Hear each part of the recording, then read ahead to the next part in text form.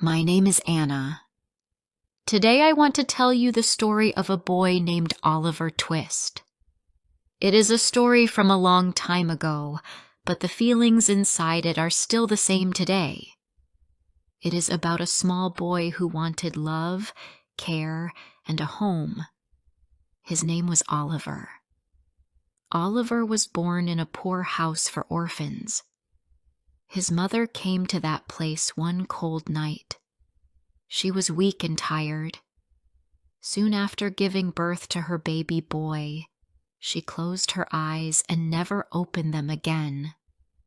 The people in the house said, "Poor woman, she had no one." That night, the baby cried loudly. It was the first sound of his small life. He was alone from the beginning. The people who worked in that house gave the baby a name. They called him Oliver Twist. He was just one of many children in that place. The house was not warm or happy. The children were hungry most of the time. They had little food and old clothes. The people who took care of them did not show kindness. They shouted often and punished the children for small mistakes. When Oliver grew older, he was sent to another place called the workhouse. The workhouse was even worse. There the children had to work long hours every day. They cleaned floors, carried water, and helped with dirty jobs. They got only a little bowl of thin soup for dinner. Every child was always hungry. One evening, when the hunger was too strong, one boy whispered to the others, "We should ask for more food." The children looked at each other with big eyes. Nobody ever asked for more. But Oliver was the smallest, and they pushed him forward. "Go on, Oliver," they said. "Ask for more." Oliver's hands were shaking, but he walked to the man who served the soup. He held his bowl and said in a quiet voice, "Please, sir, I want some more." The man looked at him with wide, angry eyes. "What?" he shouted. "More?" He called the master of the workhouse. Everyone came running. They could not believe a child was brave enough to ask for more food. The master shouted, "Take that boy away! He is bad and ungrateful. He must be punished." Poor Oliver cried. He was locked in a dark room that night. The next morning they decided to send him away. They said no one wanted a child who asked for more food. Soon a man came to take Oliver. His name was Mr. Sourberry. He worked as a coffin maker. He made wooden boxes for people who died. Oliver now had to live and work with him. Mr. Sourberry was not a kind man. His wife was even worse. She often shouted at Oliver and called him names. She said, "You are just a workhouse boy. You are not worth much." Oliver tried to be good. He worked hard and did what they asked. But one day, another boy at the shop made fun of Oliver's dead mother. Oliver's heart filled with pain and anger. He could not stay quiet. He hit the boy and shouted, "Don't talk about my mother!" The fight was loud, and Mrs. Sourberry ran in. She was furious. "How dare you!" she screamed. "You will leave this house at once!" That night, Oliver cried alone. He had no mother, no father, and now no home again. he decided to run away. Early in the morning, while everyone was asleep, he took a small piece of bread and walked out of the town. He did not know where to go. He just wanted to find a better life. Oliver walked for many miles. His shoes were old and his feet hurt. The road was long and empty. Sometimes he slept under trees. Sometimes kind strangers gave him water or bread. But most of the time, he was hungry and tired. Still, he did not stop. He wanted to reach the big city he had heard about, London. He believed that maybe someone kind would help him there. After 7 long days, Oliver finally reached London. The city was huge and full of noise. There were people everywhere, horses, carts, and smoke in the air. Oliver felt very small and scared. He sat on a street corner and held his small bag close. He had no idea where to go. While he was sitting there, a boy walked up to him. The boy looked older, maybe 12 or 13. He had a dirty face but a friendly smile. "Hello there," he said. "Are you new in town?" Oliver looked up and said softly, "Yes. "I just came from the country." The boy nodded. "You must be tired and hungry. Come with me. I can help you." Oliver followed the boy through the busy streets. The boy talked fast. "My name's Jack Dawkins," he said. "but everyone calls me the Artful Dodger." Oliver smiled a little. He thought the name sounded funny. Soon they came to a dark old house. The Dodger knocked on the door, and a man opened it. He had small, sharp eyes and a long nose. His smile looked strange. "Ah," said the man. "Another new one, Dodger." The man's name was Fagin. Inside the room, there were several other boys, all around Oliver's age. They sat near the fire, laughing and cleaning handkerchiefs and watches. Fagin said, "Welcome, my dear. You'll be happy here. We take care of each other." He gave Oliver some food. It was the first warm meal Oliver had in many days. He was thankful and thought he had finally found kind people. The next morning, Oliver watched the other boys. They were playing a strange game. They took small things from each other's pockets and laughed. Oliver did not understand. He thought it was just for fun.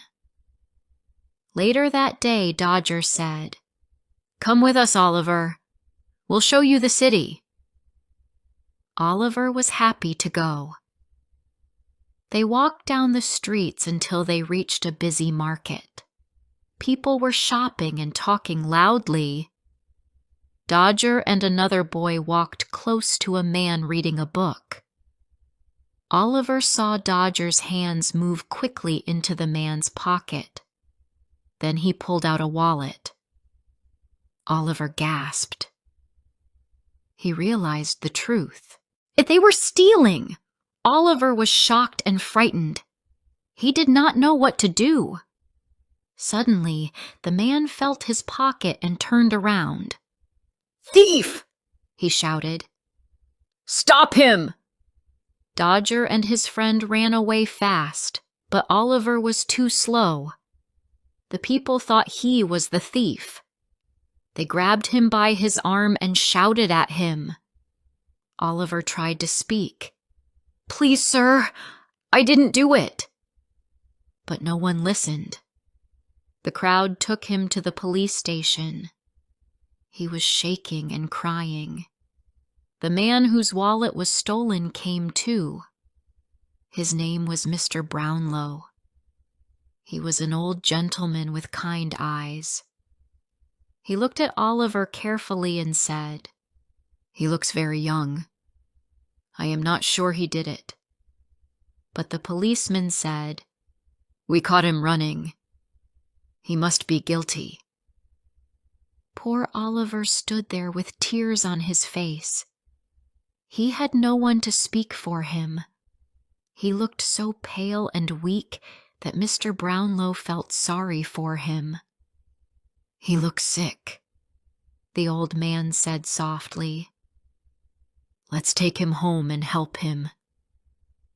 The police officer agreed. Mr. Brownlow took Oliver to his house. It was warm and clean. A kind woman named Mrs. Bedwin helped him wash and eat. For the first time in his life, Oliver slept in a soft bed. He felt safe. He could not believe it was real. When he woke up, sunlight filled the room.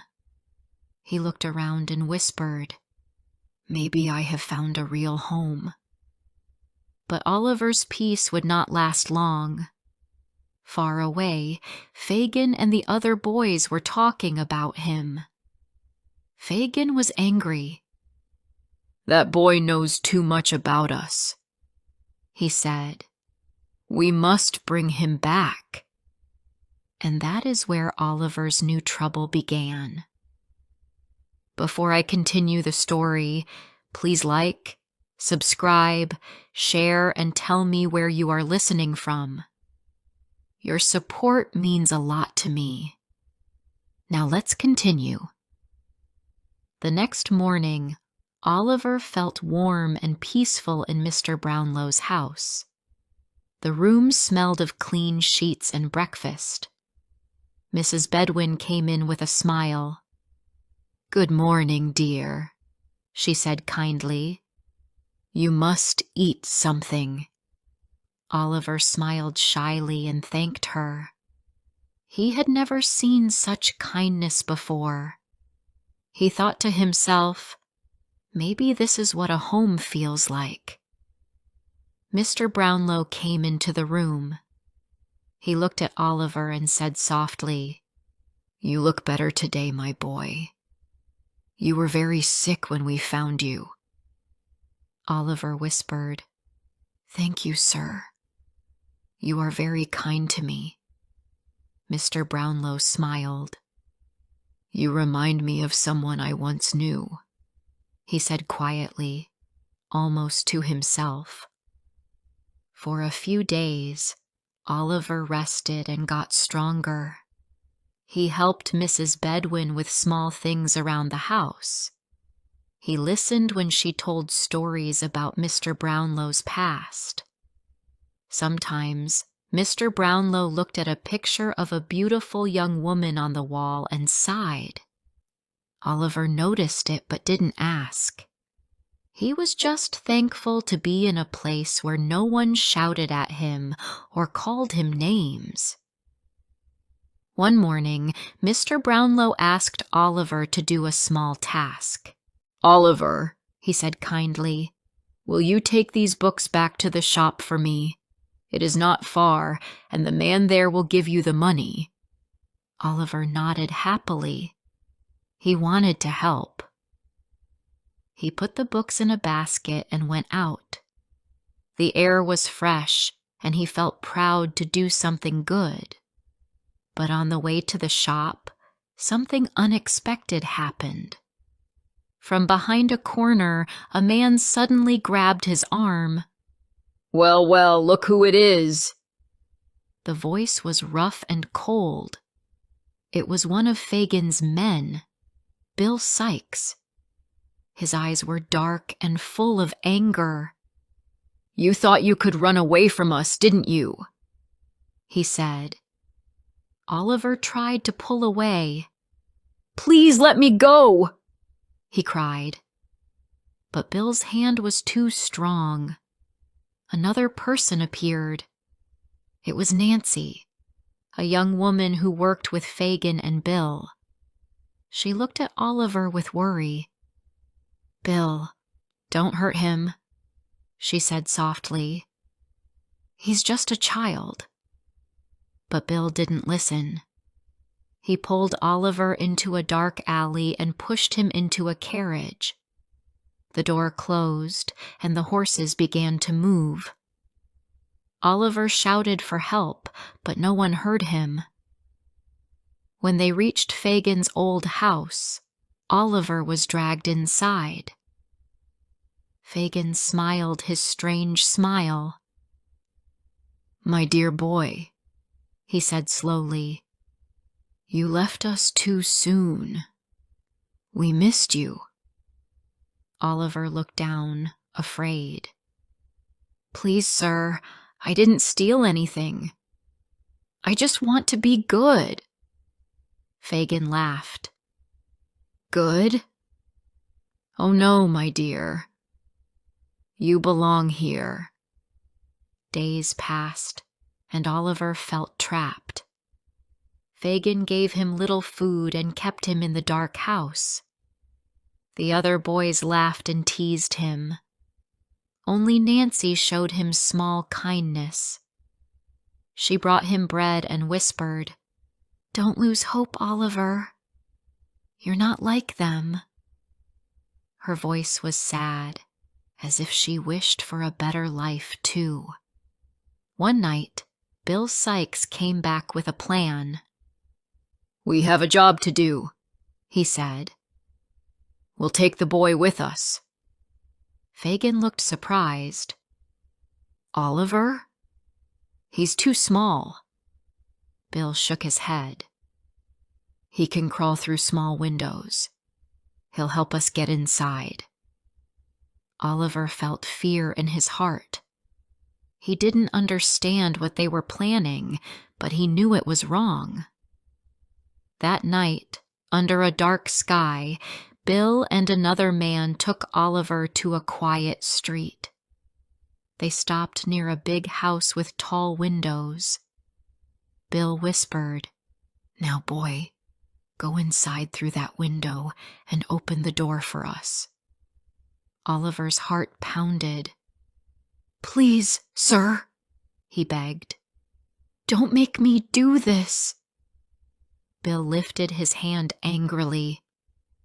"Do it, or you'll regret it." Tears filled Oliver's eyes as he climbed through the small window. Inside the house, everything was dark. His hands were shaking. He took one step forward and tripped over a chair. A loud sound echoed through the house. Suddenly, a light came on upstairs. A man's voice shouted, "Who's there?" Bill cursed loudly. "Run!" he shouted. Before Oliver could move, a loud noise filled the air. A gunshot. Oliver felt a sharp pain in his arm. He fell to the floor. Everything turned black. When Oliver opened his eyes, he was lying in a soft bed again. A kind face was looking down at him. It was a gentle lady named Mrs. Maylie.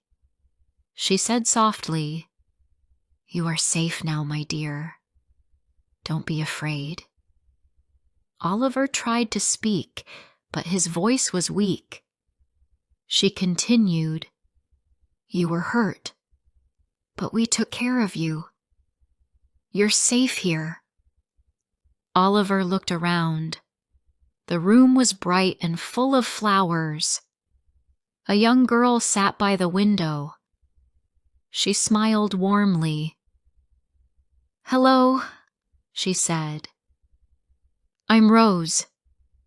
You must rest now." Oliver felt tears in his eyes. "Thank you," he whispered.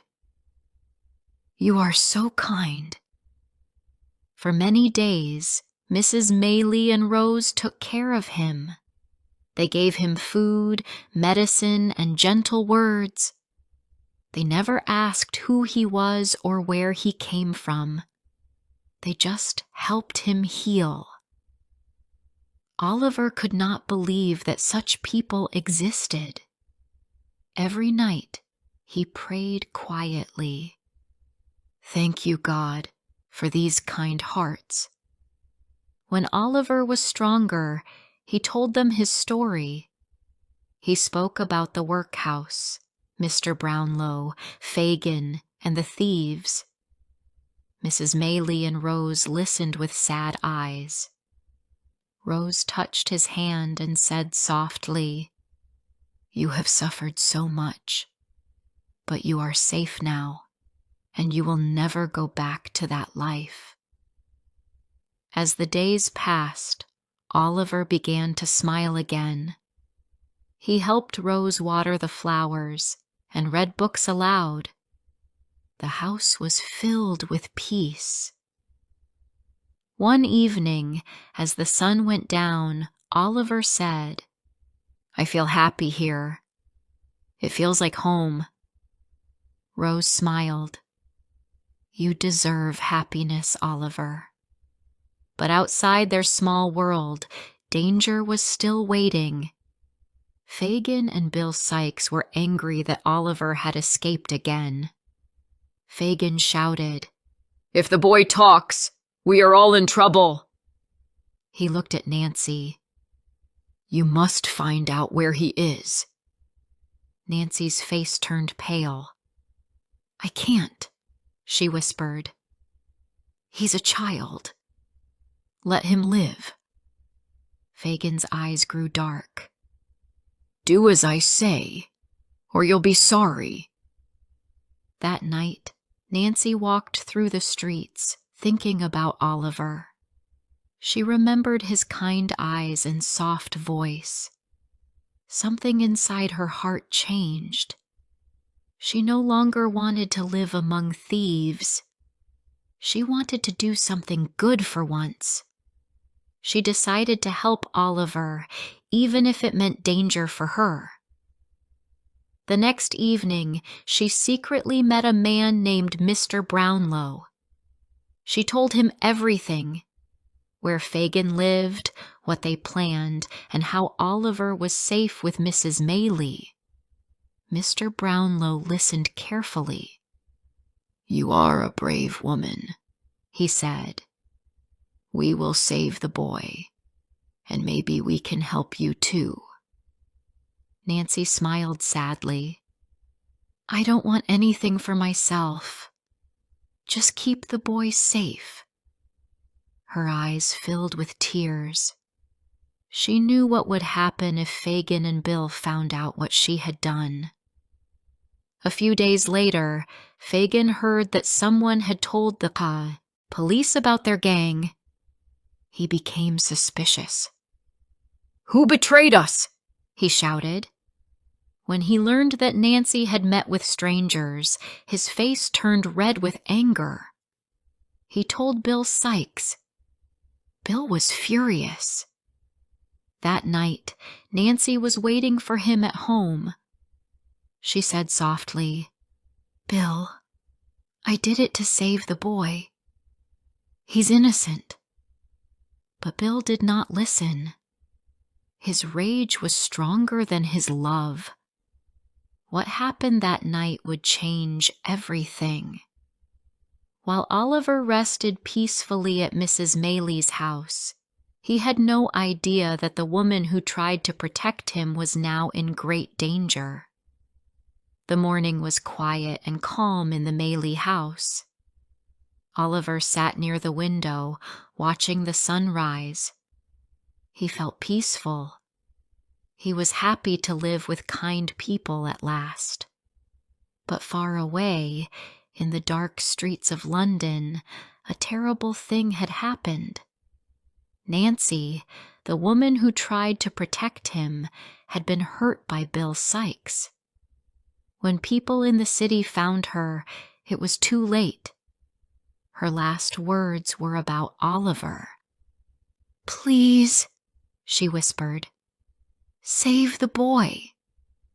Her story reached Mr. Brownlow, and he felt great sadness. He remembered her courage. Mr. Brownlow worked with the police to catch Fagin and Bill. They searched the city. It took many days. Bill tried to hide, but the police were close behind him. When he heard them coming, he climbed onto a roof to escape. He ran, but then slipped and fell. His life ended the same way he lived, full of anger and fear. Fagin was caught soon after. When they took him to prison, he looked old and weak. The police said he would be punished for all his crimes. For many years, he had used children for stealing, but now his time was over. When the police told Oliver and Mr. Brownlow that the thieves were gone, Oliver was quiet. He did not feel happy or angry.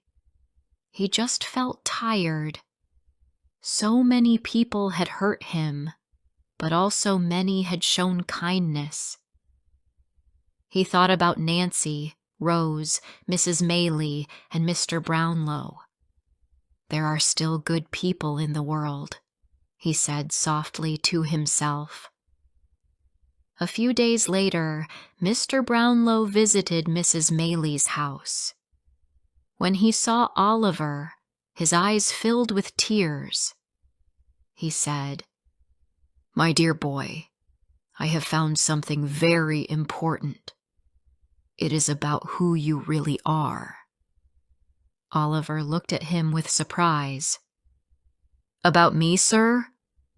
Mr. Brownlow nodded. "Yes. You are not just an orphan from the workhouse. You have a family name. Your mother was a good and gentle woman. Her name was Agnes Fleming." Oliver listened carefully. His heart beat fast. "Agnes Fleming," he repeated softly. Mr. Brownlow continued, "Before you were born, your mother was in great trouble. She came to the workhouse alone and poor, but she came from a respectable family. I found her sister. Her name is Rose Maylie." Oliver turned his head to look at Rose, who sat beside him. She smiled, tears shining in her eyes. "Yes, Oliver," she said softly. "I am your mother's sister. That means you are my nephew." For a moment, Oliver could not speak. His eyes filled with tears. "I have a family," he whispered. "After all this time, I have someone who loves me." Rose hugged him tightly. "You always had love waiting for you," she said. "You just had to find it." Mr. Brownlow smiled. "Your mother was brave and kind, Oliver. She wanted to protect you. She had a gold locket with your name on it, but it was lost. Now everything is found. Your truth, your name, and your family." Oliver could not stop crying. They were not tears of sadness anymore. They were tears of peace.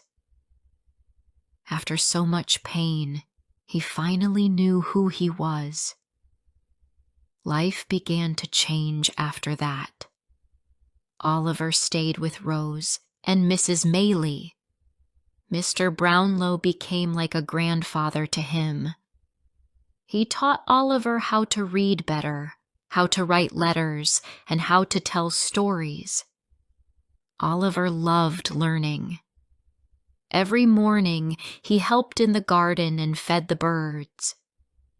Every evening, he sat by the fire and listened to stories from Mr. Brownlow.